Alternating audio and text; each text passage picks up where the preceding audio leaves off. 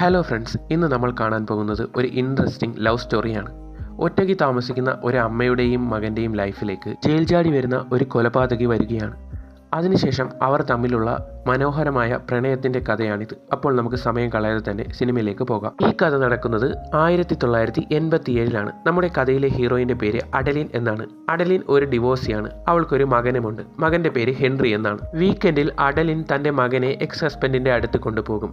വീക്കെൻഡിൽ Henry അവരോടൊപ്പമാണ് time spend ചെയ്യുന്നത്. മകൻ തിരികെ വന്ന ശേഷം തൻ്റെ എക്സ് ഹസ്ബൻഡും അയാളുടെ പുതിയ വൈഫിനോടൊപ്പം തൻ്റെ മകൻ എടുത്ത ഫോട്ടോസൊക്കെ നോക്കുകയാണ് അഡലിൻ. തൻ്റെ ഡിവോഴ്സിന് ശേഷം അഡലിൻ വളരെ ലോൺലിയാണ്. അവൾ ജീവിക്കുന്നത് പോലും തൻ്റെ ഏക മകൻ ഹെൻറിക്ക് വേണ്ടിയാണ്. അങ്ങനെ എപ്പോഴത്തെയും പോലെ മാസാവസാനം വീട്ടിലെ സാധനങ്ങൾ തീരുമ്പോൾ അത് വാങ്ങാനായുള്ള പണം എടുക്കാനായി ഹെൻറി ബാങ്കിലേക്ക് പോവുകയാണ്. പണം എടുത്ത ശേഷം സാധനങ്ങൾ വാങ്ങാനായി ഹെൻറിയും അമ്മയും ഷോപ്പിലേക്ക് വരികയാണ്. അഡലിന് ആളുകളെ കാണുന്നതൊക്കെ വളരെ ബുദ്ധിമുട്ടായിരുന്നു. മാസത്തിൽ ഒരു ദിവസം ഈ സാധനങ്ങൾ മേടിക്കാൻ വരുമ്പോൾ മാത്രമാണ് അവൾ പുറത്തേക്ക് വരുന്നത്. അങ്ങനെ പർച്ചേസ് ചെയ്യുന്നതിനിടയിൽ ഫ്രാങ്ക് എന്ന പേരുള്ള ഒരാൾ ഹെൻറിയോട് വന്ന് സംസാരിക്കും. ആ നിൽക്കുന്നതാണോ നിന്റെ അമ്മയെന്ന് ചോദിക്കും. ഫ്രാങ്ക് ഹെൻറിയെയും കൂട്ടി അഡലിൻ്റെ അടുത്ത് വന്ന് പറയും, നിങ്ങൾ എനിക്കൊരു ഹെൽപ്പ് ചെയ്യണമെന്ന് കുറച്ച് രൂക്ഷമായി പറയും. അയാൾ തൻ്റെ മകനെ എന്തെങ്കിലും ചെയ്യുമോ എന്ന് പേടിച്ച് അയാൾ പറഞ്ഞതനുസരിച്ച് അഡലിൻ അയാളെയും കൂട്ടി തൻ്റെ വീട്ടിലേക്ക് വരും. അഡലിനും ഹെൻറിയും വളരെയധികം പേടിയോടുകൂടിയാണ് ഫ്രാങ്കിനെ തങ്ങളുടെ വീട്ടിലേക്ക് കൊണ്ടുപോയത്. ആ വീട്ടിലെത്തിയ ഉടനെ തന്നെ ഫ്രാങ്ക് ആ വീടും പരിസരവും എല്ലാം ശ്രദ്ധിച്ചു. എല്ലാം വളരെ വലിച്ചുവാരി ഇട്ടിരിക്കുകയാണ് അവിടെ. നല്ല പേടിയുണ്ടായിട്ടും അഡലിൻ ഫ്രാങ്കിന് വേണ്ടി ഒരു കോഫി ഇടുകയാണ്. എന്നാൽ അപ്പോഴേക്കും ഫ്രാങ്ക് അവളുടെ അടുത്ത് വന്ന് പറയും, നിങ്ങൾ പേടിക്കണ്ട, ഞാൻ ജയിൽ ചാടി വന്നതാണ്. ഞാൻ നിന്നെയും മകനെയും ഒരിക്കലും ഉപദ്രവിക്കില്ല. എന്നെ അന്വേഷിച്ച് പോലീസ് നടക്കുന്നുണ്ട്. പോലീസ് ഒന്ന് അടങ്ങിയാൽ ഉടനെ തന്നെ ഞാൻ ഇവിടെ നിന്ന് പൊയ്ക്കൊള്ളാമെന്ന് പറയും. അങ്ങനെ സമയം കുറേ പോകും. ഹെൻറി ആ വീടും പരിസരവും എല്ലാം കൃത്യമായി തന്നെ നിരീക്ഷിക്കും. അങ്ങനെ വൈകിട്ട് അവർ 3 പേരും കൂടി ഇരുന്ന് TV കാണുമ്പോഴാണ് ഭാര്യയെയും കുഞ്ഞിനെയും കൊന്ന ഫ്രാങ്ക് എന്ന പേരുള്ള ഒരാൾ ജയിൽ ചാടിയിട്ടുണ്ടെന്നുള്ള ന്യൂസ് അവർ കാണുന്നത്. ഈ വാർത്ത കൂടി കാണുന്ന അമ്മയും മകനും ഇയാൾ ഞങ്ങളെ കൊല്ലുമോ എന്നോർത്ത് പേടിച്ച് വിറച്ചിരിക്കുകയാണ്. ഫ്രാങ്ക് അപ്പോൾ മെല്ലെ അവരുടെ അടുത്ത് വന്ന് പറയും, നിങ്ങൾ 2 പേര് പേടിക്കണ്ട, നിങ്ങളെ ഞാൻ ഒന്നും ചെയ്യില്ല. പക്ഷേ എനിക്ക് പോലീസിൻ്റെ കയ്യിൽപ്പെടാതെ രക്ഷപ്പെട്ടേ പറ്റുള്ളൂ. അതുകൊണ്ട് ഞാൻ നിങ്ങളുടെ കൈയും കാലും കെട്ടുകയാണെന്നും പറഞ്ഞ് ഫ്രാങ്ക് അഡലിൻ്റെ കൈയും കാലും കെട്ടും. എന്നാൽ ഇതെല്ലാം കാണുന്ന കുഞ്ഞു ഹെൻറിക്ക് എന്ത് ചെയ്യണമെന്നറിയില്ല. അത്രയധികം അവൻ ഭയന്നുപോയി. എന്നാൽ ആ അമ്മയ്ക്കും മകനും വിശക്കുന്നു എന്ന് മനസ്സിലാക്കിയ ഫ്രാങ്ക് അവർക്ക് വേണ്ടി ആഹാരമുണ്ടാക്കാനായി പോവുകയാണ്. അവിടെ ഫ്രിഡ്ജിലുണ്ടായിരുന്ന ചിക്കനൊക്കെ എടുത്ത് അയാൾ ഒരു സ്പെഷ്യൽ ഫുഡാണ് അവർക്ക് വേണ്ടി തയ്യാറാക്കിയത്. ഞങ്ങളെ ഹോസ്റ്റേജ് ആക്കിയിട്ട് ഇയാൾ ഇതെന്താണ് കാണിക്കുന്നതെന്ന് അഡലിനും ഹെൻറിക്കും തോന്നി. ഫുഡ് ഉണ്ടാക്കി 2 പ്ലേറ്റുകളിലാക്കിയ ഫ്രാങ്ക് ഒരു പ്ലേറ്റ് ഹെൻറിക്ക് കൊടുത്ത ശേഷം മറ്റേ പ്ലേറ്റുമായി അഡലിൻ്റെ അടുത്ത് വന്നു നല്ല ചൂടുള്ള ഭക്ഷണം ഊതി അവളെ കഴിപ്പിച്ചു. ആദ്യമായിട്ടാണ് അഡലിനോട് ഒരാൾ ഇത്രയധികം കെയറിങ് കാണിക്കുന്നത്. രാത്രിയാകുമ്പോഴേക്കും ഫ്രാങ്കിനെ അന്വേഷിച്ച് പോലീസ് ആ ഗ്രാമം മുഴുവനും വലവിരിച്ചിരുന്നു. ഫ്രാങ്ക് അഡലിൻ്റെ കെട്ടുകളഴിച്ച ശേഷം പറയും, നിങ്ങൾക്ക് ഉറങ്ങാൻ സമയമായല്ലോ, ഇനി ഞാൻ നിങ്ങളെ കെട്ടിയിടുന്നില്ല. പോലീസുകാരൊന്ന് ഒതുങ്ങിയാൽ ഉടനെ തന്നെ ഞാൻ ഇവിടെ നിന്ന് പൊയ്ക്കൊള്ളാമെന്ന് പറഞ്ഞ് അഡലിൻ്റെ കെട്ടുകൾ അയാൾ അഴിക്കും. എന്നാൽ രാത്രി അമ്മയ്ക്ക് എന്തെങ്കിലും പറ്റിയിട്ടുണ്ടോ എന്ന് നോക്കാനായി ഹെൻറി റൂമിൽ വന്ന് നോക്കും. എന്നാൽ അതിനുശേഷം സ്റ്റെയർ ഇറങ്ങി അവൻ ഫ്രാങ്കിനെയും വന്ന് നോക്കും. ഫ്രാങ്ക് കിടന്നുറങ്ങുകയാണ്. പാവം ഹെൻറി വളരെയധികം പേടിച്ചിരിക്കുകയാണ്. പേടികൊണ്ട് ആ പാവം കുഞ്ഞിന് രാത്രി ഉറങ്ങാനേ കഴിഞ്ഞില്ല. എന്നാൽ അടുത്ത ദിവസം രാവിലെ തന്നെ ഫ്രാങ്ക് അമ്മയ്ക്കും മകനുമുള്ള ആഹാരം ഉണ്ടാക്കും. ഫ്രാങ്ക് ഉണ്ടാക്കിയ ആഹാരം ആസ്വദിച്ച് കഴിച്ചുകൊണ്ടിരിക്കുകയാണ് കുഞ്ഞു ഹെൻറി. ഹെൻറിക്ക് ഫ്രാങ്കിനെ നല്ല പേടിയുണ്ടെന്ന് മനസ്സിലാക്കിയ ഫ്രാങ്ക് ഹെൻറിയോട് പറയും, മോൻ പേടിക്കണ്ട, ഞാൻ മോനെയും അമ്മയെയും ഉപദ്രവിക്കാനല്ല വന്നത്, അതോർത്ത് നീ വിഷമിക്കണ്ട എന്ന്. എന്നാൽ അപ്പോഴേക്കും അഡലിൻ അങ്ങോട്ടേക്ക് വരും. തന്നെ ഇന്നലെ കെട്ടിയ കയറും കൊണ്ടാണ് അഡലിൻ വന്നത്. ഹെൻറി അപ്പോൾ അമ്മയോട് പറയും, അമ്മ ഈ ബ്രേക്ക്ഫാസ്റ്റ് ഒന്ന് എടുത്ത് കഴിച്ചു നോക്കിയേ, നല്ല ടേസ്റ്റ് ഉണ്ട് എന്ന്. അഡലിൻ അതെടുത്ത് കഴിച്ചു നോക്കും. അവൾക്കും അത് വളരെയധികം ഇഷ്ടമാകും. എനിക്ക് പോലീസുകാരിൽ നിന്നും മറഞ്ഞിരിക്കാനായി ഒരു അഭയം തന്ന ഇവർക്ക് എന്തെങ്കിലുമൊക്കെ ചെയ്തു കൊടുക്കണമെന്ന് തോന്നിയ ഹെൻറി ആ വീട്ടിലുണ്ടായിരുന്ന കുറേ പണികൾ ചെയ്യും. അതിനുശേഷം കാറിനുണ്ടായിരുന്ന ചെറിയ പണിയും ക്ലിയറാക്കും. എന്നിട്ട് ഹെൻറിക്ക് അതൊക്കെ എങ്ങനെ ചെയ്യണമെന്നും പറഞ്ഞു കൊടുക്കും.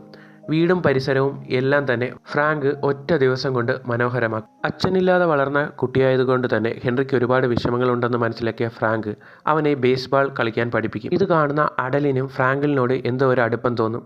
പയ്യെ അവർ 2 പേരും കൂടുതൽ അടുക്കാനായി തുടങ്ങും. എന്നാൽ അങ്ങനെ ഇരിക്കുകയാണ് പെട്ടെന്ന് അപ്പുറത്തെ വീട്ടിലെ അങ്കിൾ അഡലിനായി കുറച്ച് പീച്ചും കൊണ്ടുവരുന്നത്. എന്നിട്ട് അഡലിൻ എവിടെയെന്ന് ഹെൻറിയോട് ചോദിക്കും. ഹെൻറി പറയും, അമ്മ കുളിക്കുകയാണ്, ആ സാധനങ്ങൾ ഇങ്ങ് തന്നോ എന്നും പറഞ്ഞ് പീച്ചും എടുത്ത് ഹെൻറി അകത്തേക്ക് വരും. പേടിച്ചു ഭയന്ന് അകത്തേക്ക് വരുന്ന ഹെൻറിയോട് അമ്മ പറയും, മോൻ പേടിക്കണ്ട, മോൻ റൂമിലേക്ക് പൊയ്ക്കോ എന്ന്. എന്നിട്ട് അവൾ ഫ്രാങ്കിനോട് ദേഷ്യപ്പെടും, നീ ഈ വീട്ടിൽ താമസിക്കുന്നതൊക്കെ കൊള്ളാം, പക്ഷേ എൻ്റെ മകനെ നീ എന്തിനാണ് പേടിപ്പിക്കുന്നത്, അവൻ ഒരുപാടധികം പേടിച്ചു എന്ന് പറഞ്ഞു. അമ്മ ഫ്രാങ്കിനെ വഴക്കു പറയുന്നതെല്ലാം ഹെൻറി മാറി നിന്ന് കാണുന്നുണ്ടായിരുന്നു. ഫ്രാങ്ക് ആ വിഷയം മാറ്റാനായി ആ അപ്പൂപ്പൻ കൊണ്ടുവന്നതിൽ നിന്നും ഒരു പീച്ച് എടുത്ത് കഴിച്ചിട്ട് പറയും, ഇത് കുറേ അധികം പീച്ച് ഉണ്ടല്ലോ, നമുക്ക് ഇതുകൊണ്ടൊരു ഡിഷ് ഉണ്ടാക്കിയാലോ എന്നും പറഞ്ഞ് ആ ഒരു മൂഡ് മാറ്റാനായി ഫ്രാങ്ക് അഡലിനെയും ഹെൻറിയെയും തന്നോടൊപ്പം പാചകം ചെയ്യാനായി വിളിക്കും. അങ്ങനെ അവർ 3 പേരും കൂടി ബേക്ക് ചെയ്യുന്നതിനിടയിൽ അമ്മയും ഫ്രാങ്കും കൂടുതൽ അടുക്കുന്നു എന്ന് ഹെൻറിക്ക് മനസ്സിലാകും. എന്നാൽ ഫ്രാങ്ക് അഡലിൻ്റെ കൈകൾ പിടിച്ച് ആ മാവ് കുഴയ്ക്കും. അഡലിനത് വേണ്ട എന്ന് പറയാനും തോന്നില്ല. അങ്ങനെ അവർ 2 പേരും ആ പുഡിങ് ഫില്ല് ചെയ്യും. അങ്ങനെ അവർ 2 പേരും കുക്ക് ചെയ്ത് അതിൻ്റെ അവസാനം എത്തുമ്പോൾ ടോപ്പിങ്സ് ഫില്ല് ചെയ്യണം. എന്നാൽ നല്ല ആങ്സൈറ്റിയുള്ള അഡലിന് അത് കഴിയില്ല. ഫ്രാങ്ക് പതിയെ അഡലിൻ്റെ അടുത്ത് വന്ന് അവൾക്ക് കോൺഫിഡൻസ് കൊടുക്കും. അങ്ങനെ ആ കോൺഫിഡൻസിൽ അവൾ ആ ടോപ്പിങ്സ് ഫില്ല് ചെയ്യും. അവൾക്കപ്പോൾ വല്ലാത്തൊരു ആത്മവിശ്വാസം തോന്നും. ഈവനിങ് അമ്മയും ഫ്രാങ്കും ചേർന്ന് ഉണ്ടാക്കിയ പുഡിങ് ആസ്വദിച്ച് കഴിക്കുകയാണ് ഹെൻറി. എന്നാൽ അതിനിടയിൽ ഫ്രാങ്ക് മെല്ലെ അഡലിൻ്റെ ദേഹത്ത് കൈവയ്ക്കും. എന്നാൽ അവൾക്കും അപ്പോൾ എന്തോ ഒരു കോൺഫിഡൻസ് തോന്നുകയും തനിക്ക് ആരോ ഉണ്ടെന്നൊക്കെയുള്ളൊരു ഫീല് തോന്നും. അവൾ മെല്ലെ അവൻ്റെ നെഞ്ചിലേക്ക് ചാരും. അപ്പോഴേക്കും അവർക്ക് 2 പേർക്കിടയിലും എന്തോ ഒരു വല്ലാത്ത ബോണ്ട് ഉണ്ടായിരുന്നു. എന്നാൽ ഇതെല്ലാം ഹെൻറി കണ്ണാടിയിലൂടെ കാണുന്നുണ്ടായിരുന്നു. എന്നാൽ തൊട്ടടുത്ത നിമിഷം അമ്മയും ഫ്രാങ്കും കിസ് ചെയ്യാൻ പോവുകയാണ് എന്ന് അവന് മനസ്സിലായി. എന്നാൽ അതേസമയം പുറത്ത് പോലീസ് വരുമ്പോൾ ഫ്രാങ്ക് പുറത്തേക്ക് നോക്കിയ ശേഷം അവരോട് പറയും, ഇനി ഞാനിവിടെ നിൽക്കില്ല, അടുത്ത ദിവസം തന്നെ എനിക്ക് പോകണമെന്ന്. എന്നാൽ ഫ്രാങ്ക് ഉടനെ പോകുന്നതിൽ വലിയ താല്പര്യമില്ലാത്ത അഡലിനും ഹെൻറിയും പറയും, നിങ്ങൾ ഉടനെ പോകണ്ട, കുറച്ച് ദിവസം കഴിയുമ്പോൾ പോലീസുകാർ ഒന്ന് അടങ്ങും, അപ്പോൾ പോയാൽ മതിയെന്ന്. എന്നാൽ ഹെൻറിക്ക് അറിയാമായിരുന്നു അന്ന് രാത്രി തൻ്റെ അമ്മയും ഫ്രാങ്കും ഒരുമിച്ചാണ് കിടന്നുറങ്ങുന്നതെന്ന്. അടുത്ത ദിവസം രാവിലെ എണീക്കുന്ന ഹെൻറി കാണുന്നത് ഫ്രാങ്ക് പുറത്തുനിന്ന് എന്തൊക്കെയോ ക്ലീൻ ആക്കുകയാണ്. ബാക്ക്യാർഡിലെ ജോലിയെല്ലാം കഴിഞ്ഞ ശേഷം ഫ്രാങ്ക് വീടിന് മുകളിൽ കിടക്കുന്ന അഴുക്ക് വൃത്തിയാക്കാനായി കയറുകയാണ്. എന്നാൽ എന്നത്തേതിനും വിപരീതമായി അഡലിൻ വളരെയധികം സുന്ദരിയും എനർജറ്റിക്കുമായിരുന്നു ആ ദിവസം. അതിനുശേഷം ഫ്രാങ്ക് വണ്ടിയുടെ പുതിയ സ്റ്റെപ്പിനെയൊക്കെ മാറി അത് ഹെൻറിക്കും പഠിപ്പിച്ചു കൊടുത്തു. പിന്നെ അഡലിൻ്റെ ഡ്രസ്സെല്ലാം ഫ്രാങ്ക് അയൺ ചെയ്ത് മടക്കി വെക്കുകയാണ്. അതെല്ലാം കഴിഞ്ഞ് അവർ 2 പേരും ചെറിയൊരു ഡാൻസ് ഒക്കെ ചെയ്യും. ഇതേ സമയം ഹെൻറി പുറത്തേക്ക് സാധനങ്ങൾ വാങ്ങാനായി പോകും. അപ്പോഴെല്ലാം സിറ്റിയിൽ വളരെ ടൈറ്റായ പോലീസ് ചെക്കിംഗ് ഉണ്ടായിരുന്നു. ഫ്രാങ്കിന് വേണ്ടിയുള്ള തിരച്ചിലായിരുന്നു അത്. എന്നാൽ ഹെൻറി അതൊന്നും വകവയ്ക്കാതെ നേരെ ഷോപ്പിലേക്ക് വരും. ഷോപ്പിലെത്തുമ്പോഴാണ് അവിടെ ഒരു സുന്ദരി പെൺകുട്ടി നിൽക്കുന്നത് ഹെൻറി കാണുന്നത്. അവൻ അവളെ കാണുമ്പോൾ തന്നെ ഒരു ഇഷ്ടം തോന്നും. അവർ 2 പേരും പരസ്പരം എന്തൊക്കെയോ സംസാരിക്കും.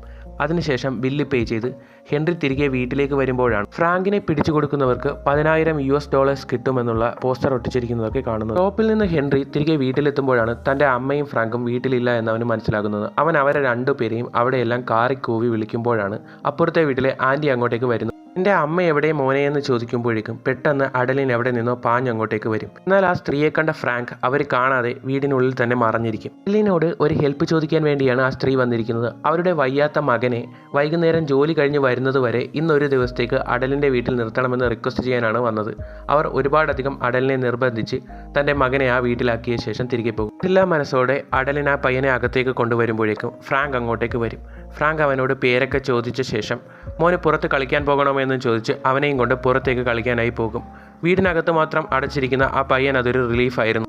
അങ്ങനെ അഡലിനും അതൊരു സന്തോഷമാകും. അഡലിനും അവരോടൊപ്പം കളിക്കാനായി തുടങ്ങും. എന്നാൽ ഫ്രാങ്ക് അഡലിനെ റൊമാൻറ്റിക്കലി തൻ്റെ അടുത്തേക്ക് വിളിച്ച് എങ്ങനെയാണ് ബാറ്റ് ചെയ്യേണ്ടതെന്ന് പഠിപ്പിച്ചു കൊടുക്കും. അത് വളരെ റൊമാൻറ്റിക് ആയൊരു മൊമെൻ്റ് ആയിരുന്നു. ഗെയിംസിൽ മാത്രമല്ലായിരുന്നു, മ്യൂസിക്കും നന്നായിട്ട് അറിയാവുന്ന ഫ്രാങ്ക് അവർക്ക് വേണ്ടി നല്ലൊരു പാട്ടും പാടിക്കൊടുക്കും. പിന്നെ ഈവനിങ് അവരുടെ ആക്ടിവിറ്റീസ് എല്ലാം കഴിഞ്ഞ് അവരെല്ലാവരും കൂടി TV കണ്ടുകൊണ്ടിരിക്കുമ്പോഴാണ് ഫ്രാങ്ക് ജയിൽ ചാടിയ ന്യൂസും ആളുകളെ കൊന്ന വാർത്തയും വരുന്നത്. കാണുമ്പോൾ തന്നെ ആ വയ്യാത്ത പയ്യൻ അപ്സെറ്റ് ആവുകയും അവൻ കരയാൻ തുടങ്ങുകയും ചെയ്യും. എന്നാൽ ഇതേ സമയം തന്നെ അവൻ്റെ മമ്മി അവനെ വീട്ടിലേക്ക് കൊണ്ടുപോകാനായി വരും. എന്നാൽ അവർ ഈ വാർത്ത ശ്രദ്ധിക്കില്ല. എന്നാൽ ഈ പയ്യൻ ആംഗ്യത്തിൽ തൻ്റെ അമ്മയോട് ഈ വീട്ടിലാണ് ആ കൊലയാളി ഒളിച്ചിരിക്കുന്നതെന്ന് പറയാൻ ശ്രമിക്കുമെങ്കിലും അത് മനസ്സിലാവാത്ത അമ്മ നീ എന്താടാ ഇങ്ങനെ ശാഠ്യം പിടിക്കുന്നതെന്ന് പറഞ്ഞ് അവനൊരു അടിയും കൊടുത്ത് തിരികെ അവരുടെ വീട്ടിലേക്ക് കൊണ്ടുപോകും. എന്നാൽ അതൊക്കെ കഴിഞ്ഞ് ഡിന്നർ കഴിച്ച ശേഷം ഹെൻറി തിരികെ തൻ്റെ റൂമിലേക്ക് പോകുമ്പോഴാണ് തൻ്റെ അമ്മയും ഫ്രാങ്കും ഒരു റൂമിൽ അവരുടെ ഹാപ്പി മൊമെൻറ്റ്സ് എൻജോയ് ചെയ്യുന്നത് അവൻ കാണുന്നത്. എൻ്റെ അമ്മയ്ക്ക് ഇപ്പോൾ തന്നെക്കാളും ഇമ്പോർട്ടൻസ് ആ ഫ്രാങ്കിനോടാണോ എന്ന ചെറിയൊരു ഡൗട്ടും ഹെൻറിക്ക് തോന്നും. എന്നാൽ അടുത്ത ദിവസം രാവിലെ ഹെൻറി എഴുന്നേൽക്കുമ്പോൾ കാണുന്നത് തൻ്റെ അമ്മയും ഫ്രാങ്കും ഇപ്പോൾ ഒരു ഹസ്ബൻഡ് ആൻഡ് വൈഫിനെ പോലെയാണ് പെരുമാറുന്നതെന്നാണ്. അവർ ഹെൻറിയോട് പറയും മോൻ വേണമെങ്കിൽ ലൈബ്രറിയിൽ പോയി മോൻ ഇഷ്ടപ്പെട്ട ബുക്ക് വായിച്ചിട്ട് വന്നാൽ മതിയെന്ന്. ഹെൻറി അങ്ങനെ വളരെ സന്തോഷത്തോടു കൂടി തനിക്ക് ഇഷ്ടപ്പെട്ട ബുക്ക് വായിക്കാനായി ലൈബ്രറിയിലേക്ക് ചെല്ലും. ലൈബ്രറിയിൽ എത്തുമ്പോഴാണ് കഴിഞ്ഞ ദിവസം ഷോപ്പിൽ വെച്ച് കണ്ടുമുട്ടിയ പെൺകുട്ടി സ്റ്റെഫി അവിടെ ഇരിക്കുന്നത് കാണുന്നത്. അവർ രണ്ടുപേരും സംസാരിക്കാൻ തുടങ്ങും.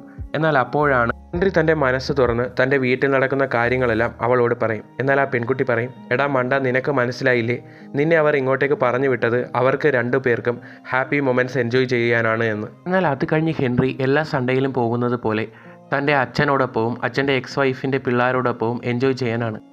അയാൾക്ക് വേറെ കുട്ടികളും മക്കളും ഉണ്ടെങ്കിലും ഹെൻറി അയാൾക്ക് ജീവനായിരുന്നു. ഹെൻറി അയാളോട് അമ്മയ്ക്ക് പുതിയ ബോയ് ഫ്രണ്ടായി എന്ന് പറയുമ്പോൾ എക്സ് ഹസ്ബൻഡാണെങ്കിൽ കൂടി അയാൾക്കത് വിശ്വസിക്കാൻ കഴിഞ്ഞില്ല. എന്നാൽ അവിടെ നിന്ന് തിരികെ വീട്ടിലെത്തുന്ന ഹെൻറി കാണുന്നത് തൻ്റെ മമ്മിയും ഫ്രാങ്കും ഡാൻസ് കളിക്കുന്നതാണ്.